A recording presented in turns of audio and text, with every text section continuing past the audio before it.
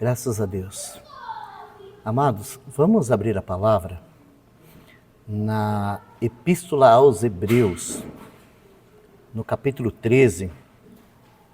Eu gostaria que você pudesse focar esse momento a palavra de Deus. Presta bastante atenção.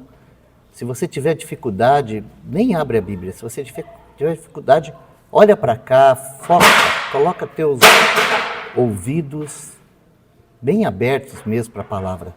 Se você puder abrir a sua Bíblia e ler ela, leia.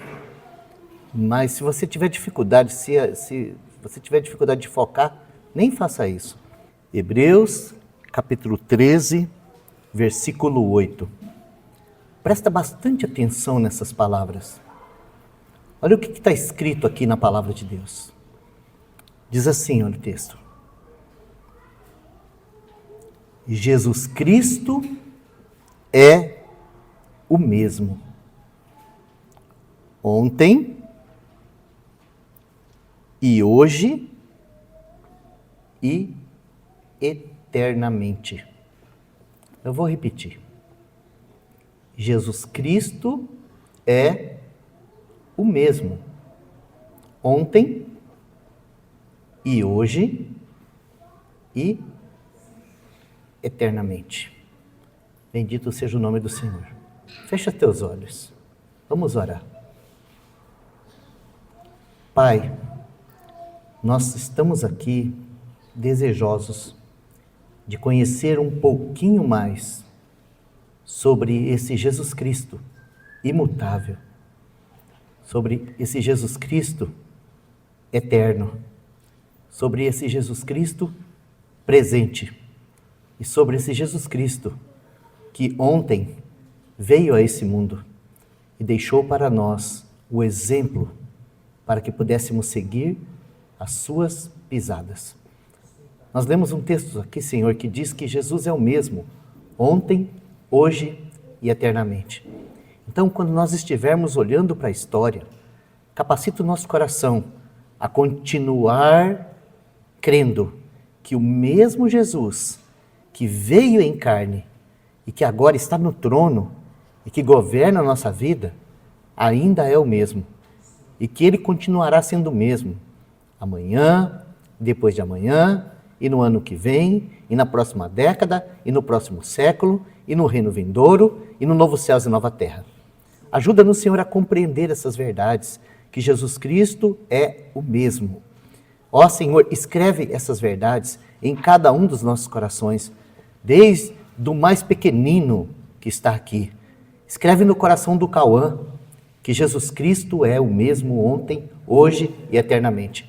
E coloca no coração de cada um de nós um desejo intenso de conhecer esse Rei que não muda, que não varia, que não tem duas palavras, que não tem sentimentos desconectados, que não tem promessas vazias, que não esquece das coisas, que sempre mantém a sua constância.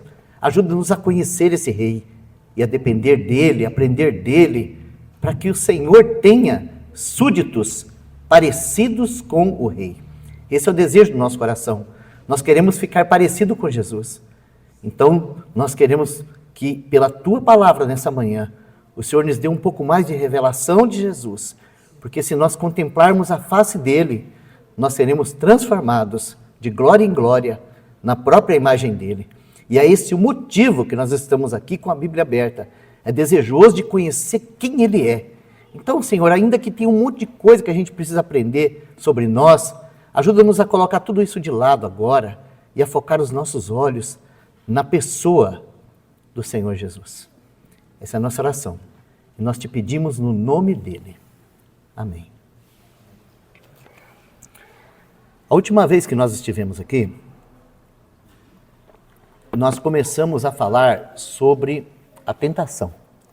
Foi esse o tópico que nós tomamos nessa temática que eu tenho tido com os irmãos, de nós estudarmos a vida do Senhor Jesus. Então nós falamos da tentação baseado no texto de Mateus. E hoje eu gostaria de pelo menos concluir aquele assunto com os irmãos, baseado no texto de Mateus, porque nós temos no Novo Testamento 2 textos que nos apresentam a tentação. Nós temos Mateus e Lucas. Agora, eu penso que é importante para quem gosta de estudar a Bíblia saber isso, que o evangelista Mateus, quando o Espírito Santo toma para escrever o Evangelho de Mateus, ele tem um tema por trás do Evangelho de Mateus, que nos é apresentado desde a sua introdução até o fim. Qual é o tema do Evangelho de Mateus? O tema do Evangelho de Mateus é o Rei dos Reis, o Senhor dos Senhores. Por isso que o Evangelho de Mateus ele vai começar assim, ó, Mateus 1:1, ele começa assim, ó, livro da genealogia de Jesus Cristo, filho de Davi, filho de Abraão. Ou seja, ele não começa falando assim, ó, filho de Abraão, filho de Davi. Ele começa falando filho de Davi, filho de Abraão. Porque esse é o assunto do Evangelho de Mateus. Aqui em Mateus você vai encontrar Jesus em primeiro lugar como filho de Davi. Então você vai olhar para a genealogia e você vai encontrar a genealogia real, porque há uma linha de realeza por onde o Senhor Jesus veio, porque ele é apresentado como filho de Davi. Lembra quando ele chega em Jericó, que aquele cego sabe que ele chegou e ele grita assim, ó, Jesus, filho de Davi, tem compaixão de mim? Ou seja, ele era cego para esse mundo aqui, mas lá no coração dele, ele recebeu uma revelação que o filho de Davi, prometido nas Escrituras, que viria estabelecer um reino para sempre, estava chegando. Você vê, né? Toda aquela religião não viu Jesus como rei, mas um cego em Jericó viu Jesus como rei. Como que o Senhor confunde, né? Como que o Senhor é capaz de esconder essas coisas dos inteligentes, dos instruídos, dos religiosos e de revelar para um cego. Cego, quando ele soube que Jesus estava chegando, Jesus, filho de Davi, tem compaixão de mim. Então Mateus começa assim, né? Falando, né? Livro da geração de Davi, livro da geração de Jesus Cristo, filho de Davi, filho de Abraão. Então, do capítulo 1 até o capítulo 26 de Mateus, o assunto é o filho de Davi. Do capítulo 26 até o capítulo 29, o assunto é o filho de Abraão. Por que filho de Abraão? Porque quando Abraão foi levar Isaac para oferecer lá no Monte Moriá, Isaac fez uma pergunta para o pai dele. Falou assim, pai, ó, tá aqui a lenha, tá aqui o fogo, o cutelo, mas onde está o cordeiro para o holocausto? Né? Deus tinha pedido Isaac, mas Deus pediu Isaac só para testar a fé de Abraão. Na verdade, o que Deus tinha preparado para Abraão era um cordeiro que morreria por todos. E esse era Jesus. O filho de Abraão, que morreria de fato lá no Monte Moriá, não era Isaac. O filho de Abraão, que morreria lá no Monte Moriá, era o próprio Senhor Jesus Cristo. Então é por isso que na genealogia vai dizer filho de Davi, filho de Abraão. E a genealogia de Jesus do Evangelho de Mateus, ela vai começar lá, né, com seus pais e ela vai até Abraão. Já no Evangelho de Lucas, o assunto não é o rei. O assunto do Evangelho de Lucas é o homem. Lucas era um médico grego e o grego buscava na sua filosofia, no seu esporte, nos seus governos, nas suas guerras, buscava o quê? Eles buscavam o homem perfeito. O homem perfeito, essa era a grande busca dos gregos. Então Lucas ele vai apresentar para nós quem é o homem perfeito, que é Jesus. Então, para os dois é importante o assunto da tentação. Em primeiro lugar, porque o homem que Deus criou, Adão, Deus o fez com uma capacidade enorme de domínio, de governo, de autoridade, de reino. Isso nós encontramos lá no livro de Gênesis. Eu acho que era até bom os irmãos lerem esse texto. Gênesis capítulo 1, a partir do versículo 26. Aqui nós encontramos o homem que Deus criou. Olha, apreciem por alguns instantes o homem que Deus criou. Olha só, e disse Deus, façamos o homem à nossa imagem, conforme a nossa semelhança, e domine sobre os peixes do mar, sobre as aves dos céus, e sobre o gado, e sobre toda a terra, e sobre todo o réptil que se move sobre a terra. E criou Deus o homem à sua imagem, a imagem de Deus o criou, homem e mulher os criou, e Deus os abençoou, e Deus lhe disse: frutificai, multiplicai-vos, enchei a terra, e sujeitai-a, e a dominai sobre os peixes do mar, sobre as aves dos céus, e sobre todo o animal que se move sobre a terra.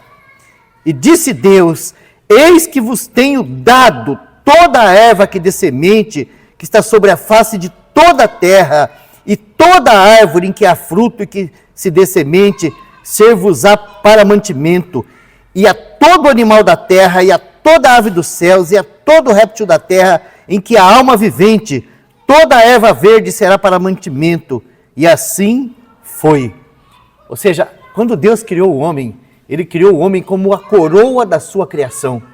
E Ele colocou esse homem numa condição, numa super condição, né, de domínio. Deus fez o homem para dominar. Deus fez o homem para reinar. Mas quando a gente chega no capítulo 3 de Gênesis, a gente descobre que esse homem tão capaz, esse homem que tem uma mente tão expandida, que ele é capaz de colocar nome em tudo que existe, esse homem tem uma capacidade tão grande que Deus pode plantar um jardim maior que o Brasil, tá? Porque essas eram as dimensões do Éden, plantar um jardim maior que o Brasil, e colocar um homem lá, e falar assim: ó, você é responsável em lavrar e guardar. Imagina a capacidade desse homem Adão, sem pecado, já feito maduro, que ele não foi feito bebê, já feito maduro. Imagina a mente, imagina a força, imagina a energia, imagina a glória que estava sobre esse homem, a coroa da criação de Deus.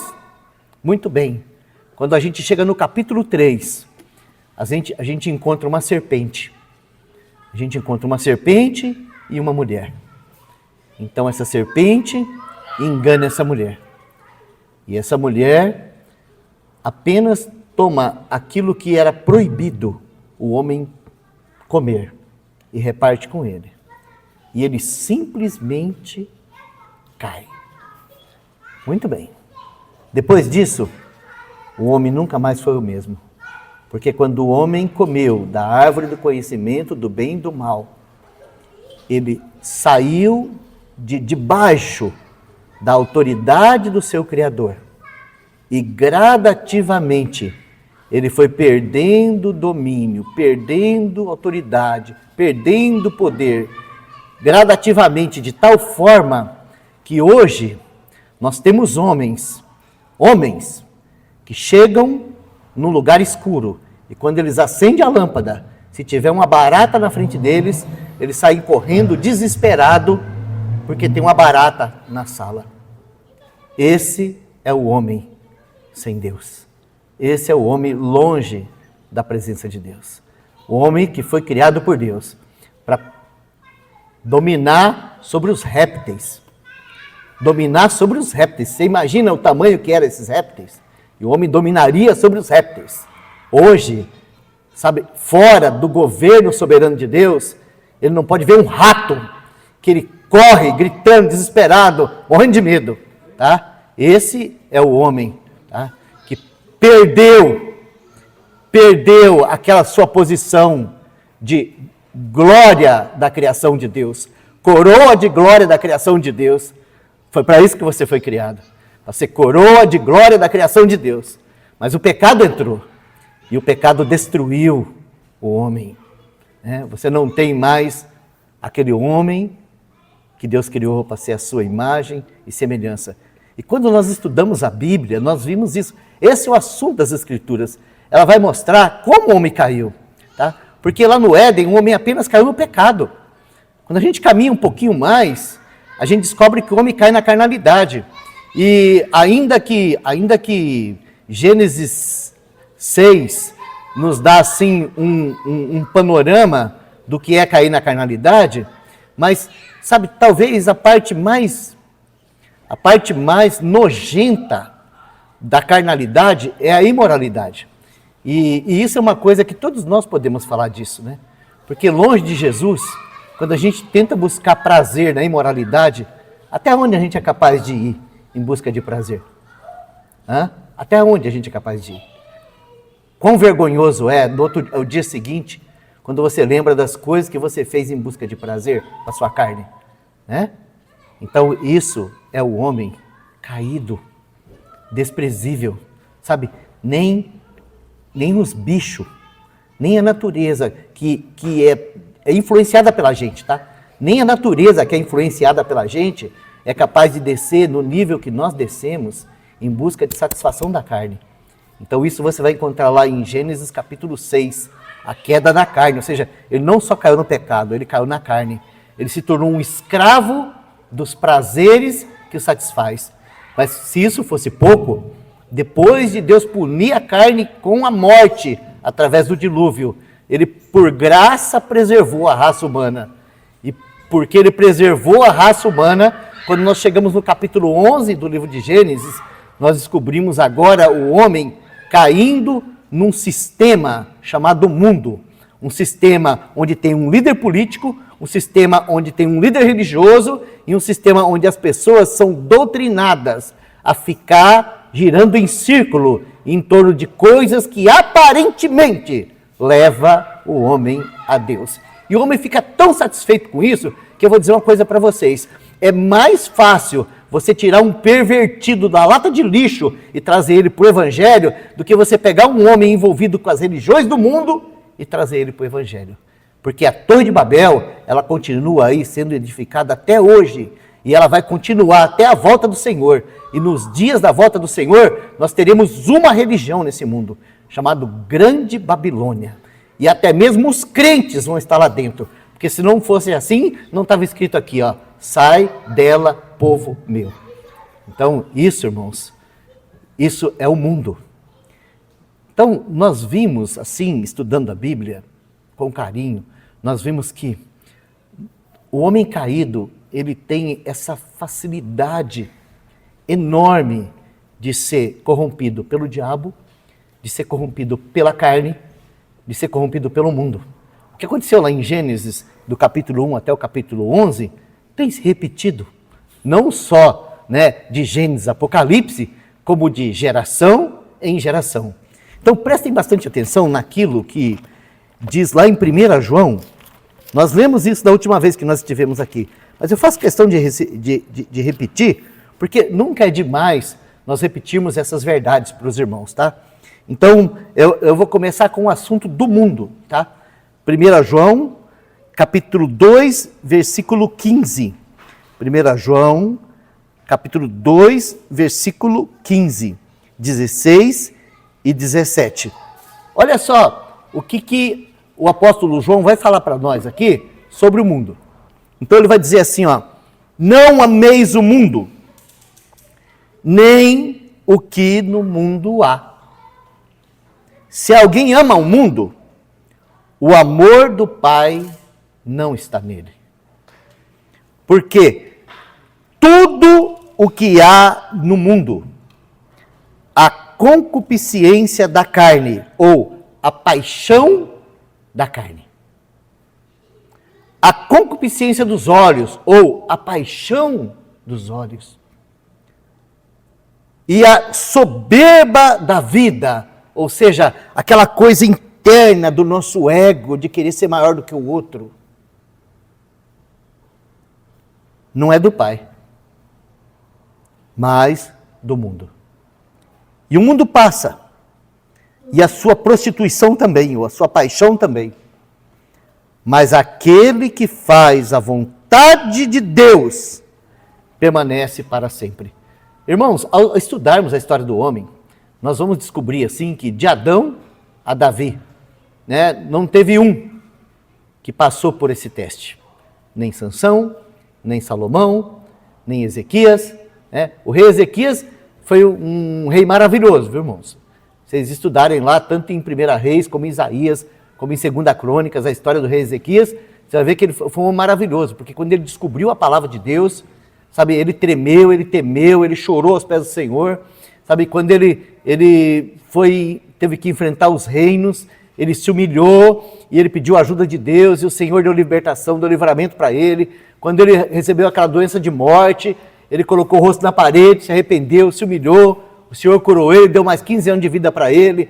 Dizem os historiadores que ele dedicou esses 15 anos, tá, a fazer uma organização daqueles salmos que nós chamamos os cânticos dos degraus, e alguns daqueles salmos lá que não tem título de autor, muito provavelmente foi ele mesmo que escreveu, mas um dia veio uma comitiva da Babilônia para admirar o reino dele, e naquele dia a soberba da vida pegou ele, porque aí ele quis mostrar para a Babilônia que ele era o cara, e essa foi a grande vergonha de Ezequias. Por que eu estou falando isso para os irmãos? Porque humanamente falando, nós somos assim. Ou nós caímos na concupiscência dos olhos, né? Vendo a mulher, que a árvore era boa para se comer, que o fruto era agradável, tomou, comeu, deu também ao seu marido, né? Ou nós caímos, né, na concupiscência da carne, né? A carne fala, é isso que é bom, você precisa, você não pode ficar sem isso, você não pode viver sem isso, é isso que vai fazer você feliz. E quando você vê, você já caiu naquela porcaria, né? E o problema, irmãos, da carne é que a carne ela nunca se satisfaz. Então, depois que você tentou satisfazer ela com as imundícias, você fica com a culpa, com o vício e com a vergonha. Isso é a concupiscência da carne, né? Mas você tem também esse tal problema, a soberba da vida. Vocês querem saber o que é a soberba da vida? Eu ouvi isso de um político brasileiro. O nome dele era Ulisses Guimarães. Ele já estava velhinho, quase não conseguia ficar de pé. E foi um jornalista lá entrevistá-lo, e na entrevista o jornalista disse assim para ele, por que o senhor ainda insiste com a política? Porque você via, o cara era candidato a presidente da República, mas você via que não aguentava nem ficar de pé. Então, né, nas pesquisas ele estava lá embaixo, tal, e aí uma repórter foi lá e falou, o senhor foi senador tantas vezes, deputado federal tantas vezes, líder de partido, isso, por que o senhor ainda insiste com política? Você sabe qual foi a resposta que ele deu? A resposta que ele deu é até assim, sabe, indigna de falar aqui, sabe? Então eu não vou usar as palavras que ele usou, porque são palavras de baixo calão. Mas em outras palavras ele disse assim, ó, porque esse tipo de prazer é o que nos satisfaz completamente quando nós chegamos a essa idade. Você entendeu? Vou tentar explicar para você. Quando você é jovem, existe algo que te dá prazer. Você fala assim, eu não posso viver sem isso, porque isso me dá prazer. Quando você fica velho, a única coisa que te dá prazer é poder. É poder. Então você quer ter poder porque você tem prazer em dizer assim, ó, eu sou o líder dessa cidade. Eu sou o líder dessa igreja. Eu sou o líder dessa empresa. Eu sou o líder desse país. Então, a busca pelo poder é a busca pelo prazer. Entende isso? Soberba da vida. Então, o que o apóstolo está dizendo para nós aqui, que tudo isso vai embora. Mas se você fizer a vontade de Deus, então você vai ter uma satisfação que nunca vai embora. Tudo isso o homem busca e ao invés de ser preenchido, ele vai sendo cada vez mais humilhado e esvaziado com essas coisas. Mas quando você busca a vontade de Deus, então Deus vai construir dentro de você um caráter celestial e vai formar em você um homem para os céus. Um homem para os céus, um homem e uma mulher, tá? Que está pronto para a eternidade. Tudo que esse mundo precisa é de homens e mulheres dos céus. Porque quando você tiver um caráter pronto para a eternidade, por onde você andar, será céus na terra. Sabe aquela oração que o Senhor ensinou aos discípulos? Aquela oração lá, sabe, infelizmente, nós temos um probleminha de tradução. Porque vamos falar assim, no nosso decoreba, está assim, ó, Pai nosso que está no céu, santificado seja o teu nome, venha o teu reino, seja assim, feita a sua vontade, assim na terra como no céu. né, no original, está assim, ó, Pai Nosso, o Celestial. Venha o reino teu, seja feito a vontade tua, como é no céu, também na terra. Sabe o que é isso? Sabe qual que é o chamamento dessa oração? É assim, ó, Senhor, eu quero santificar o teu nome, eu quero trazer o teu reino, eu quero fazer a tua vontade, como é no céu, aqui na terra, para que aonde eu colocar a planta dos meus pés, seja céu na terra. Então, você vê que inversão de valores, né? Então, vamos dizer assim, ó, a cristandade está vivendo aqui, esperando a hora de ir para o céu.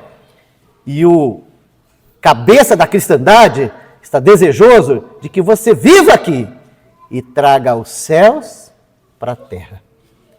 Então, houve irmãos que fizeram isso, que deixaram a cruz trabalhar o seu caráter e se tornaram homens dos céus. E por causa disso, por onde eles passaram, os céus puderam ser conhecidos, apreciados e desejados. Porque aqueles homens, onde eles viviam, exalava amor. Onde eles viviam, exalava provisão. Onde eles viviam, exalava socorro. Onde eles viviam, exalava paz. Onde eles viviam, podia se ver que Deus estava ali. Que o Senhor faça de nós, esses homens e mulheres, né?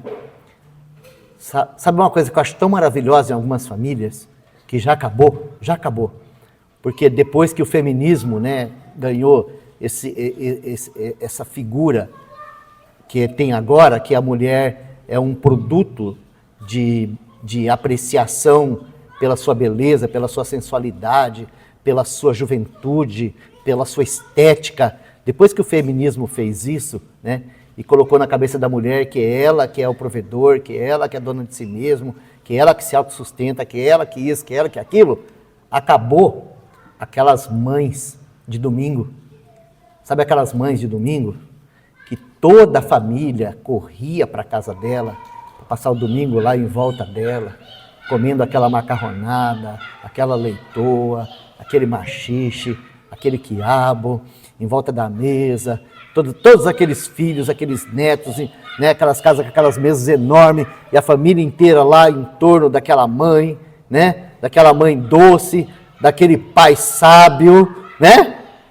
Por quê? Porque ali era o lugar mais precioso para a família estar. Isso acabou. Porque não tem mais isso. As crianças, elas crescem, sabe, sem ter isso. Sem ter um pai, sem ter uma mãe. Só tem dinheiro. Só tem dinheiro.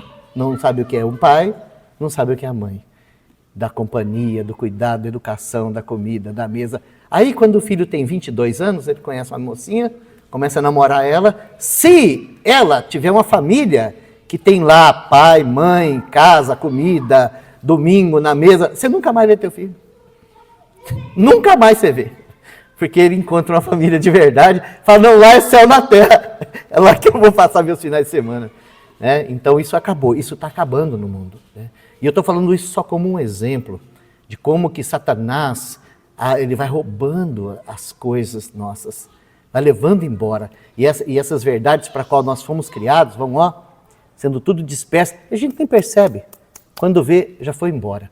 Então é muito importante o assunto da tentação. O assunto da tentação, ele nos apresenta um homem que vence a tentação. Então nós precisamos, quero fazer hoje com vocês de maneira bem rápida, um comparativo aqui, tá? Com o assunto da tentação e com o assunto da apresentação do rei. Vamos ver se a gente consegue fazer isso rapidinho, que eu já passei tempo demais aqui.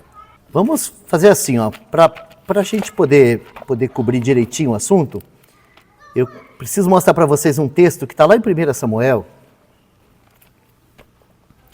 E nós vamos fazer comparativos, tá? Para vocês conseguirem compreender como que as Escrituras vai nos apresentando as revelações da Palavra de Deus. 1 Samuel, capítulo 16, versículos 12 e 13. Aqui nós vamos encontrar Davi. Tá? Aqui nós vamos conhecer Davi. Davi é aquele rei que vai representar Jesus. Né? Ele não é perfeito, ele é um homem, ele apenas vai representar. Mas Davi é aquele rei que vai representar Jesus. 1 Samuel, capítulo 16, versículos 12 e 13. Então, assim, só para os irmãos entenderem o versículo, o povo de Israel não queria ser governado por Deus, queria ser governado por um homem como os outros reinos. Então, Deus permitiu que eles tivessem um primeiro rei, chamado Saul. O Saul, ele era grande, ele era bonito, ele era forte, ele era guerreiro. E ele representava o melhor que o homem pode oferecer. Vamos falar assim, ó, o Saul representa o nosso ego. Tá? O Saul representa o nosso ego. O Saul foi coroado rei primeiro, assim como o nosso ego. Né? O dia que você falou assim, ó, quem manda a minha vida sou eu, você coroou o ego. Então o Saul foi coroado rei primeiro. Só que o Saul não tinha nenhuma condição de obedecer a Deus. Por mais que ele quisesse, havia uma força interior dentro dele que fazia ele duvidar da palavra de Deus. E não é assim com a gente? Né? Coisas mínimas que o Senhor pede para nós, a gente fala assim, ó, não é bem assim. Vamos separar um pouco. O Senhor falou para dar 10, vamos dar 8. Vamos guardar 2. É assim que a gente faz. Isso é o ego. Quem faz isso é o ego. Então, o Saul, quando o Senhor falou para ele assim, ó, vai lá e acaba com os amalequitas, ele foi lá e falou assim, não, mas tem um rei lá, eu não posso matar um rei.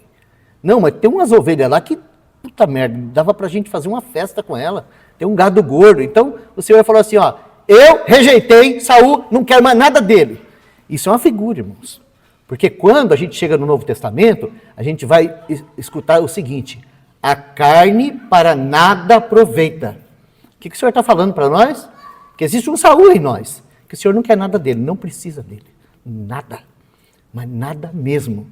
Sabe para que servem as boas obras da carne? Para cheirar mal, só isso. Então, esse é o significado do reinado de Saul. Só que agora o Senhor vai levantar um rei para substituir Saul. Claro que o Senhor já vem preparando esse rei desde Abraão. Abraão gerou Isaac, Isaac gerou Jacó, e vem vindo uma genealogia de preparação. E agora, na casa de Jessé, tem um moço chamado Davi. Agora, olha só como que o Senhor faz as coisas. O dia que Samuel vai à casa de Jessé ungir um rei, Davi não está naquela sala.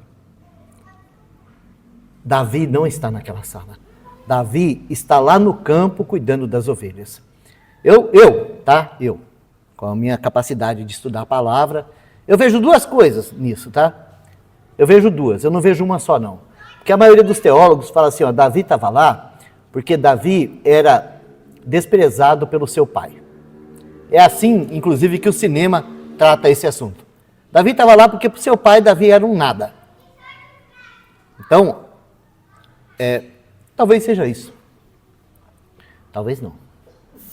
Pode ser que Davi estava lá porque ele era tão precioso para o seu pai, que seu pai falou assim, ó, esse não. Você já parou para pensar nisso? Que talvez Davi estava lá exatamente por causa disso, porque seu pai falava assim, ó, eu prefiro ter o meu filho aqui comigo, cuidando das minhas ovelhas e caminhando comigo, do que ter ele lá no palácio, com a coroa na cabeça, tendo que lidar com todo esse problema dessa nação de Israel aí, que não é coisa fácil. Talvez seja isso, mas eu estou falando, são só pensamentos, né? Que a gente tem liberdade de fazer ao ler as Escrituras. Mas quando aqueles irmãos de Davi, que foram tudo colocados lá diante de Samuel, né? E Samuel ainda que queria ungir o primeiro, mas Deus falou assim, ó, esquece esse aí, porque eu não vejo como os homens, eu vejo com o coração.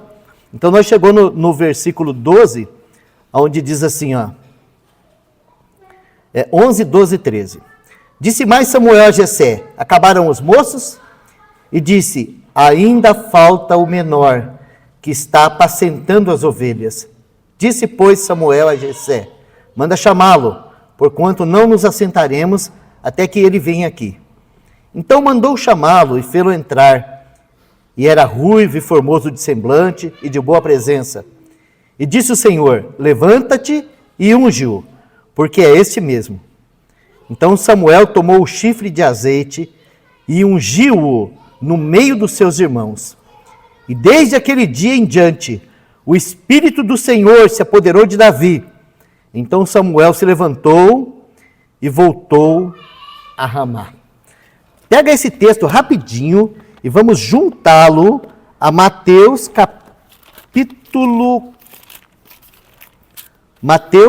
capítulo 3, versículo 16. Mateus 3,16.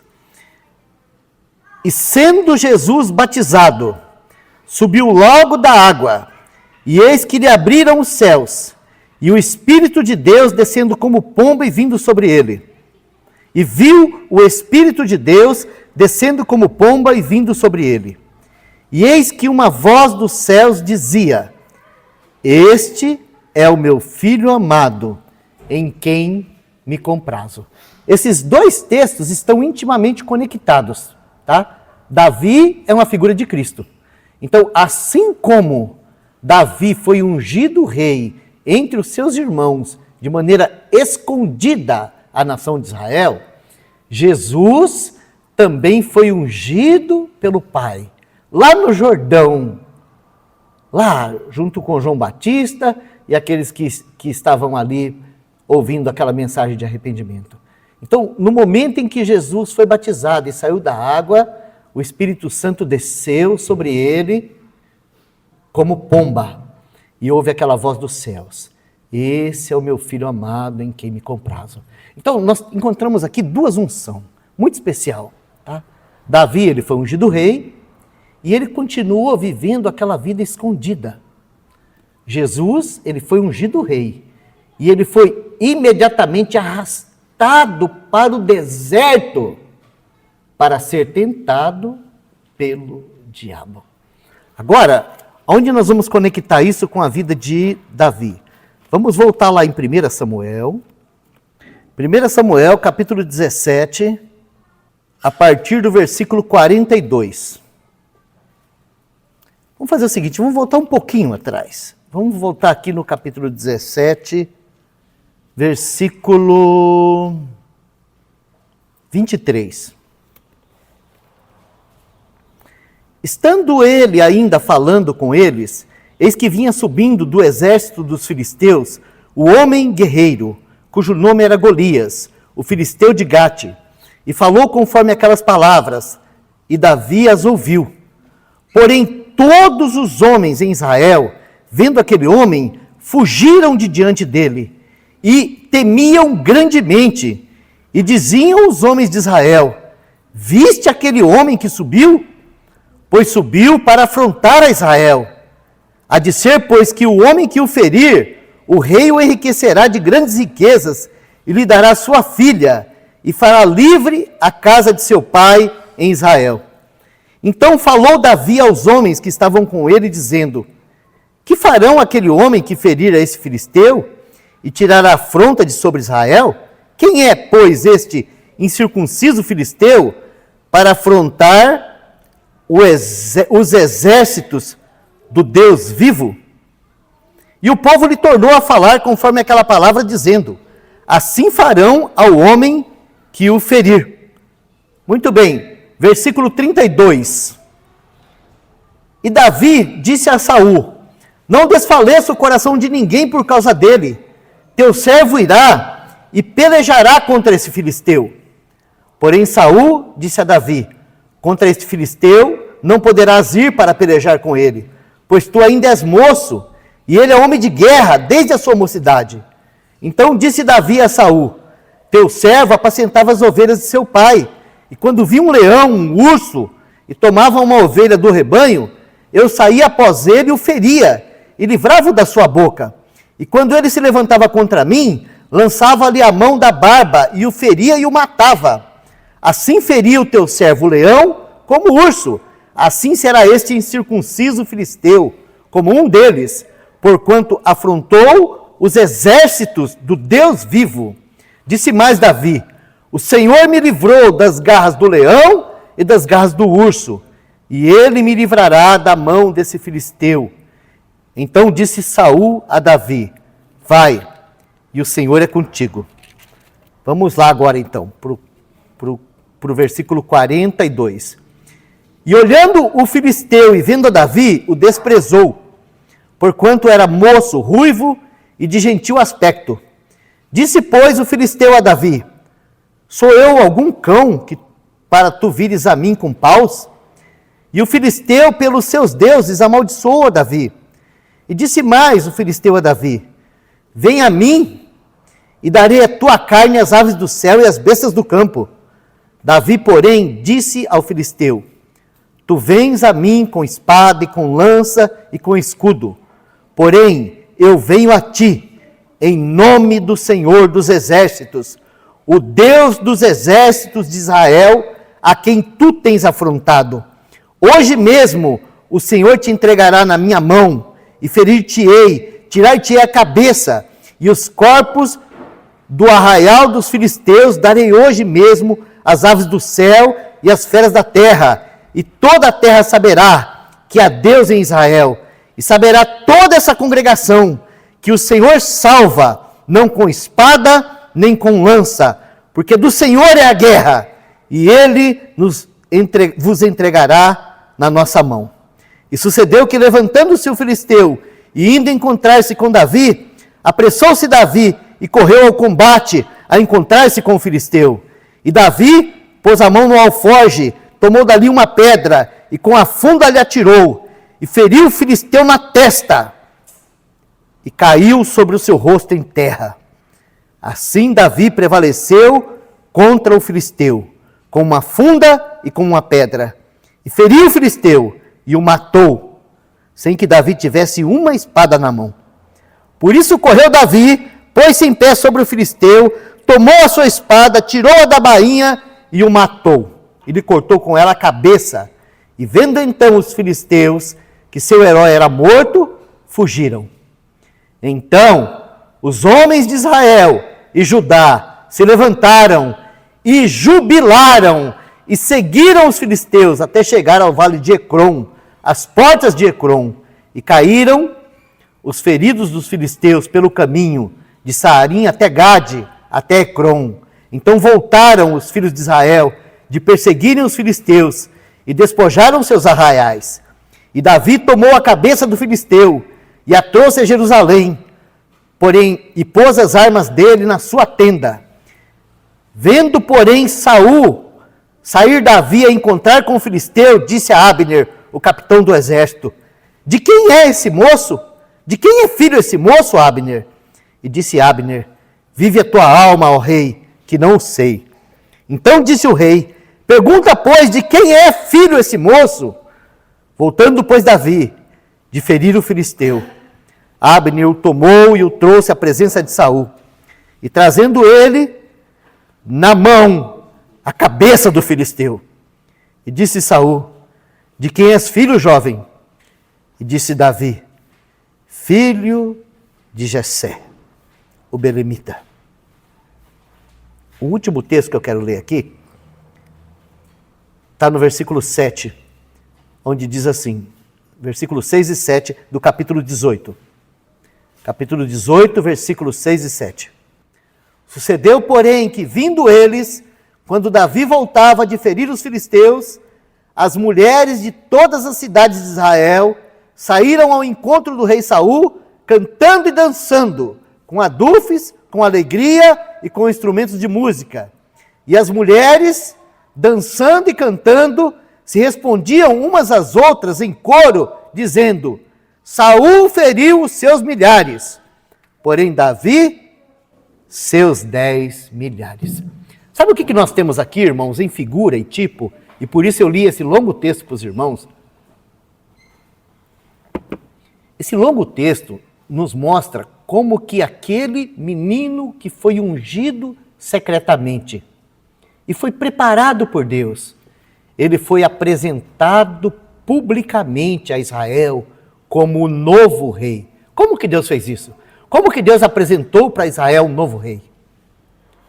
Então surgiu o inimigo, surgiu um gigante, surgiu alguém que ninguém podia destruir. Era alguém que homem nenhum em Israel tinha coragem de enfrentar. Aquele homem, eu preciso explicar isso para vocês, porque uma das qualidades, um dos atributos que qualificava um rei no tempo antigo era a segurança. Assim como eu digo hoje que o que qualifica um pai é ser provedor, segurança. Primeiro, provedor, segurança, homem, na verdade, é isso que faz um pai. O que era o rei? Em primeiro lugar, o rei era um guerreiro que protegia o seu povo de qualquer inimigo. Agora, quando Saul apareceu lá, ou quando Golias apareceu lá, Saul se escondeu. Ele e todo o exército de Israel. Sabe o que estava ali? Aquele exército é chamado o exército do Deus vivo.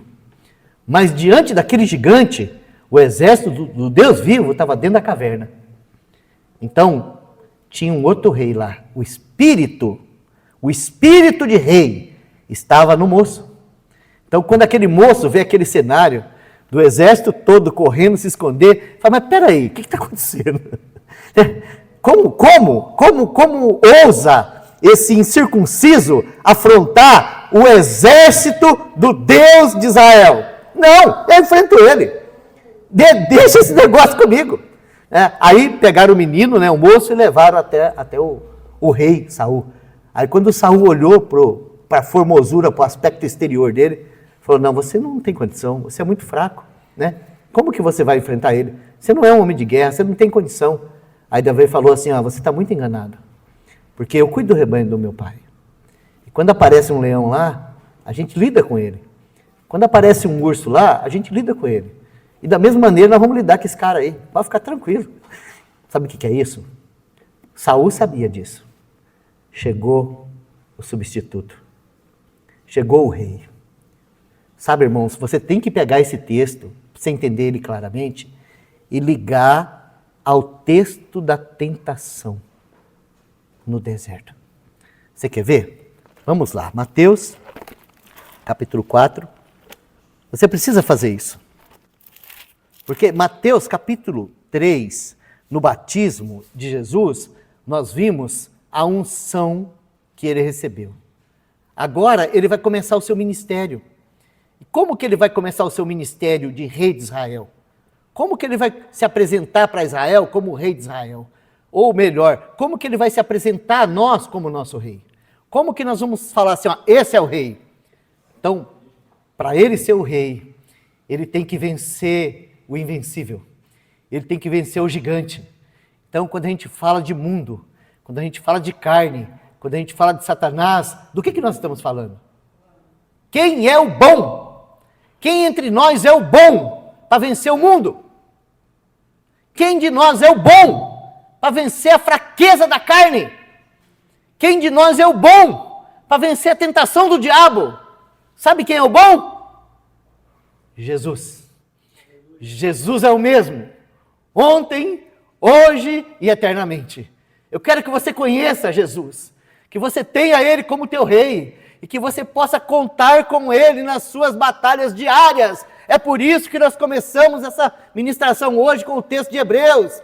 O mesmo Jesus que venceu Satanás pela palavra, lá no deserto, ele veio habitar pelo Espírito em cada crente, e é Ele o vitorioso que precisa ser conhecido nas nossas batalhas. Sabe por que nós somos derrotados constantemente? Porque nós tentamos enfrentar a tentação com a carne, nós tentamos enfrentar o diabo com argumentos, nós tentamos vencer o mundo com legalismo, e nós somos derrotados. Conheça Jesus! Deixe Ele reinar em todas as áreas da sua vida. E você vai experimentar a vitória daquele que é o vitorioso. Jesus. O mesmo. Ontem, hoje, eternamente. Agora, quais são as armas de Jesus? Ele precisa de arrecadar fundos, mantenedores, segurança pessoal. Ele precisa de acordo com o governo. ele precisa de política, ele precisa do que? Quais são as armas de Jesus? Precisa colocar uma mentirinha ali na verdade para ela ficar mais aceitável, precisa negociar padrão, princípio, para as pessoas poderem virem. São essas as armas de Jesus? Jesus precisa de uma parede preta, de som e luzes vermelhas para os jovens poderem vir? É isso? Essas são as armas de Jesus? Precisa fazer alguns irmãos ganhadores da Mega Sena para atrair outros, falar assim, ó, lá tem prosperidade, lá o negócio vai, precisa de espetáculos. São essas as armas? Não, irmãos. Está escrito assim, ó, as armas da nossa milícia não são carnais, mas são poderosas em Deus para destruir, anular e arrebentar todo o poder que se levanta contra o nome do nosso Senhor. O Senhor não precisa do meu esporte para ganhar ninguém, nem da minha profissão. Ele não precisa. Sabe o que ele precisa? Ele precisa ser rei na minha vida. É disso que ele precisa. Porque quando ele reina na minha vida, ele é o vitorioso em todas as minhas batalhas. Você pode acreditar nisso? Que se Jesus for rei na sua vida, ele vai ser o vitorioso em todas as suas batalhas? Então nós temos que conhecer o rei. Aqui em Mateus 4, nos é apresentado de maneira gloriosa o nosso rei enfrentando o nosso maior adversário. Vamos lá? Vamos assistir essa luta? Quem gosta de MMA aqui? Quem gosta de assistir aquela luta do campeão mundial contra o brasileiro? Quem é que gosta? Então hoje você vai assistir aqui a luta, tá? Entre o nosso rei e o maior adversário que o homem já teve. Presta atenção nos golpes de cada um. E quem é o vitorioso? Presta atenção aqui. Vamos lá. Mateus, capítulo 4, versículo 1. Então foi conduzido Jesus pelo Espírito ao deserto para ser tentado pelo diabo. E tendo jejuado 40 dias e 40 noites, teve fome. Essa foi a preparação do nosso guerreiro. Tá? O nosso guerreiro jejuou 40 dias e 40 noites. Quem aqui suportaria esse teste para se preparar para a luta? 40 dias e 40 noites de jejum. Quem aqui está disposto a fazer essa preparação? E chegando-se a ele o tentador, disse: se tu és o Filho de Deus, manda que essas pedras se tornem em pães. Aqui é a primeira tentação. Saul não queria saber de quem que Davi era filho? Saul não queria saber de quem que Davi era filho? Muito bem. Satanás, ele chega para questionar a filiação do Senhor. Se tu é, faz. Se tu é, faz. Fala para mim, Diogo, o que teu filho precisa fazer para ser teu filho? Não precisa fazer nada, é teu. Se é teu filho, ele não precisa fazer nada, ele é teu. Essa é a tentação. O diabo chega e fala assim, você não é filho de Deus? Então por que você está passando necessidade? Você não é filho de Deus? Então por que você está sofrendo essas coisas? Se tu é filho de Deus, então muda isso daí. Aí você cai na armadilha, você fala, é verdade. Eu tenho que mudar isso daqui para me mostrar para as pessoas que eu sou filho de Deus. Então eu vou fazer o seguinte, eu vou fazer um financiamento, vou pagar essa conta, vou comprar um carro, vou falar para todo mundo aqui, ó, eu sou filho de Deus, né? Eu vou deixar uma dívida lá para me quebrar lá na frente. Essa é a tentação do diabo. Tá? Se você é filho de Deus, você é filho de Deus e acabou. Seja sofrendo, seja na bonança, seja voando de avião, seja andando a pé na estrada. Se você é filho de Deus, você é filho de Deus porque Ele te fez filho e acabou. Não precisa fazer nada para provar que é filho de Deus. Então Satanás chegou na tentação, na fome, e falou assim, ó, você é o filho de Deus? Prova. Transforma essas pedras em pães. Então, é uma batalha, não é? Quem é o homem que vence isso aí? Quem é o homem que enfrenta isso aí direito? Então Jesus vai enfrentar. Vamos ver aqui como que ele responde o primeiro golpe. Qual que é a sua arma de defesa e qual que é a sua arma de ataque. Então ele vai responder assim, ó. Ele, porém, respondendo, disse: está escrito, nem só de pão viverá o homem, mas de toda palavra que sai da boca de Deus. O Senhor, o nosso guerreiro, ele tem uma espada chamada Palavra de Deus. Essa espada, ela não costuma perder os seus golpes. Ela sempre funciona. Então é por isso que, se nós queremos enfrentar as tentações como filho de Deus, nós precisamos conhecer essa espada, porque ela está disponível para nós também. Olha só, a palavra de Deus, ele não tem que discutir com o diabo se ele é, se ele não é. Ele apenas pegou a palavra e apresentou, falou assim, ó, está escrito, nem só de pão viverá o homem, mas de toda palavra que sai da boca de Deus. Então Satanás, que é o diabo, que é o enganador, que é o astuto, também conhece a palavra. Então agora ele vem para o segundo ataque. Só que agora o segundo ataque é mais sutil, porque no segundo ataque ele traz a palavra distorcida. Olha só.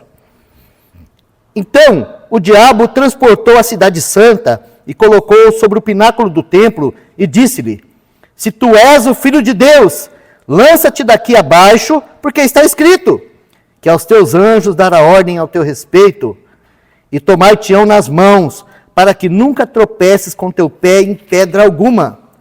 Disse-lhe Jesus: também está escrito, não tentarás o Senhor teu Deus. Mais uma vez, o segundo ataque, ele é defendido com a palavra e respondido com a palavra.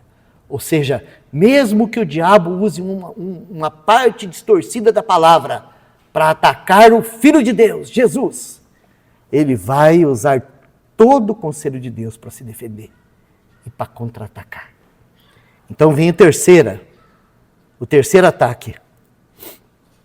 Novamente, o transportou o diabo a um monte muito alto e mostrou-lhe todos os reinos do mundo e a glória deles.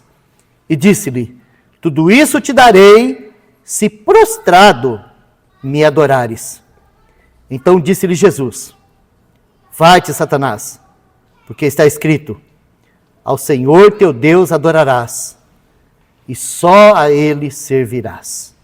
Então o diabo o deixa, e eis que chegaram os anjos e o serviram. Mais uma vez, o Senhor, com a palavra, repreendeu a Satanás. Guardem bem isso, irmãos, porque esses três ataques, tá? Eles se repetem, esses três ataques. Começa com a concupiscência da carne, tá? Fome, concupiscência da carne. Depois, quando fala de se mostrar quem você é, tá? Concupiscência dos olhos, para que as pessoas vejam que você é, tá? Pula lá de cima, porque os anjos vão te acolher e as pessoas vão ver que você é. Faz a loucura, vai lá, faz o financiamento que Deus vai suprir e todo mundo vai ver que você é, tá? Agora vem a terceira. E a terceira é a mais sutil. Porque Satanás, ele não vai mostrar para você o cachimbo, a latinha, a prostituição, o suicídio, o morar debaixo da ponte. Ele não vai mostrar para você o hospital do câncer. Ele não vai mostrar para você a lama. Ele não vai mostrar para você, sabe, o sapato furado de você pegar uma estrada e ficar andando para lá e para cá o resto da sua vida. Ele não vai mostrar para você o mau cheiro daquela roupa, daquela pessoa que perdeu a consciência de que ele é gente. Ele não vai mostrar isso para você. Ele vai mostrar o shopping. Ele vai mostrar os palácios. Ele vai mostrar as Ferrari. Ele vai mostrar tudo que tem de mais glorioso nesse mundo, tá? E ele vai falar assim, ó, se você quiser prosperar, basta você me adorar. Se você quiser prosperar, basta você me adorar. Você me adora e eu te dou todas essas coisas. Então, como que o nosso rei venceu essa última tentação, que é a soberba da vida, essa vontade de ser o grande, de ser o top, de ocupar o primeiro lugar, de ter todas as coisas do mundo acessível na ponta do dedo? Como que Satanás vai combater? Como o Senhor vai combater Satanás nessa situação? A palavra de Deus. A palavra de Deus. Sabe, irmãos, preciso falar disso para os irmãos, porque nós aprendemos muita coisa errada com a religião. Sabe que hoje os irmãos têm dificuldade até mesmo de expulsar um demônio. Sabe por que os irmãos têm dificuldade de expulsar o demônio? Porque os irmãos acham que para expulsar o demônio, você tem que ter alguma coisa em você mesmo de especial, de santidade pessoal para fazer isso. Nós esquecemos o poder da palavra de Deus. Sabe, irmãos, nós temos um rei que os demônios obedecem. Nós temos um rei que vence o diabo em toda e qualquer situação. Tudo que precisa acontecer conosco é que nós precisamos realmente coroar esse rei, como nós cantamos aqui hoje. Nós precisamos realmente nos tornar servo desse rei, como nós cantamos aqui hoje. Nós precisamos realmente consagrar nossa vida a esse rei, como nós cantamos e oramos aqui hoje. Tá? Porque Jesus é o mesmo ontem, hoje e eternamente. E é esse Jesus que está desejoso de tomar a destra da nossa vida e manifestar a sua vida vitoriosa em cada um de nós. Esse é o propósito do Evangelho, encher essa terra de filhos conforme a imagem do seu Filho. É esse o propósito do Evangelho. Jesus veio ao mundo, tá, para se tornar aquele grão de trigo que caiu na terra, morreu e deu muitos outros trigos. Isso que nós somos, em Jesus. Essa é a verdade em Jesus que nós temos. Nós temos um rei que vence o diabo, que vence o mundo, que vence a tentação, que vence Satanás, que vence a carne. Louvado seja Deus pelo nosso rei. Então, irmãos, do mesmo modo que Davi foi apresentado a Israel, vencendo Golias, Jesus é apresentado a mim e a você, vencendo o diabo. Não é maravilhoso isso? Não é glorioso isso? E a tentação não acabou aí não, viu? O diabo foi buscar outros meios de tentar o Senhor. E se nós estudarmos os evangelhos, nós vamos ver o diabo tentando o Senhor até mesmo através de Pedro. Nós vamos ver o diabo tentando o Senhor até mesmo quando ele estava crucificado pelo seu próprio povo, que foi lá e dizia assim para ele, ó, tu és o Cristo, desce da cruz. Como que o Senhor venceu tudo isso, irmãos? Como que o Senhor venceu tudo isso? Ele venceu porque ele é o rei. Ele venceu para dizer para você assim, ó, tem um rei. Tem um rei que vence. E esse rei vence por mim e por você. Louvado seja o nome do Senhor. Pai, nós te damos graças pela tua palavra. Bendito seja o teu nome, Senhor. Esse homem é vitorioso. Esse homem é o nosso rei. Esse é o Senhor dos senhores.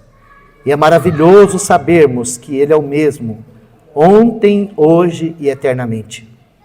Ajuda-nos, Senhor, a abrirmos mão do governo de Saul e a recebermos o reino de Davi.